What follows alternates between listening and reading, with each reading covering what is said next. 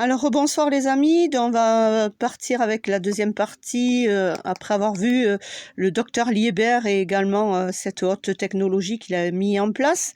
On va voir maintenant comment l'armée américaine, et ça a été publié dans The Army, ARMY.mil, MIL, comment une série de résultats a démontré des études précliniques récemment et qui montrent comment la picouse Covid-19 spike ferritine nanoparticules, qui s'appelle ainsi spike ferritine nanoparticules SPFN, développée par des chercheurs ici de Walter Reed Army Institute, non seulement va provoquer une puissante réponse immunitaire, mais également vous fournir une large protection contre le SARS-CoV-2. Merci aux militaires qui nous aiment tellement et qui font ces études magnifiques. Publiées dans Army 1000 le 16 décembre 2021, voici les nouvelles par rapport à cette branche de personnes qui travaillent dans ce domaine-là. Alors, ici, on rentre dans une autre branche de maladies infectieuses qui pourrait émerger. Et voilà pourquoi on aurait développé cette picouse à nanoparticules basée sur une plateforme de ferritine dans le cadre d'une stratégie avant-gardiste pan-SRAS qui vise à lutter contre la pandémie actuelle aussi. Voilà, vous dit-on. Et puis, par rapport aux virus similaires qui pourraient émerger à l'avenir. Voilà. L'armée utilise donc ces nanoparticules synthétiques, la spike ferritine, nanoparticules, pour envahir les cellules du corps et fournir une charge utile, vous dit-on. Ceci est bien sûr décrit comme une technologie qui va sauver les vies, mais l'armée commet toujours des erreurs et on vous rappelle ce qui s'était produit en 1918, comme c'était expérimental, et également ce qui s'était produit.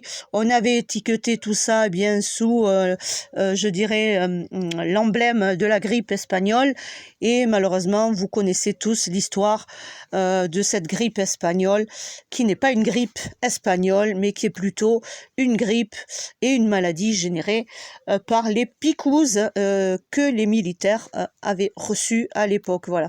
Donc là vous avez l'article qui fait suite, et qui explique comment toutes ces expérimentations ont généré au fil de l'histoire et de l'humanité extrêmement de maladies comme cette grippe espagnole que j'essaie de vous dire avec le sourire, puisque voilà, donc comment on a pu trafiquer et mentir autant l'humanité, mais maintenant nous sommes assez nombreux à travers le monde à savoir que tout ça n'est qu'expérimental et que ça n'engendre malheureusement pas des bonnes choses, mais ça engendre de gros problèmes.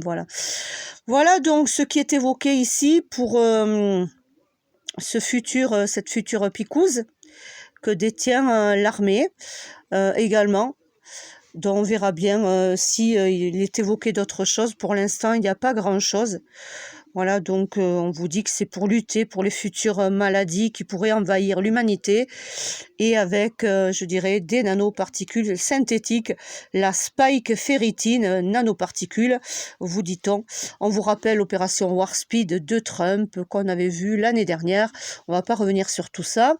Ça n'a pas d'intérêt, l'opération Warp Speed. Ce sont les millions qui ont été investis pour arriver où nous en sommes arrivés. Donc ici, c'est beaucoup plus important, cette histoire de l'armée américaine qui déploie maintenant des picouses universelles. Voilà, ça, il va falloir le suivre de près. Et suivre de près ce qui va se produire dans les jours à venir. Voilà, je voulais vous le partager. Petite vidéo assez rapide, comment l'armée américaine déploie des picouses universelles, les amis.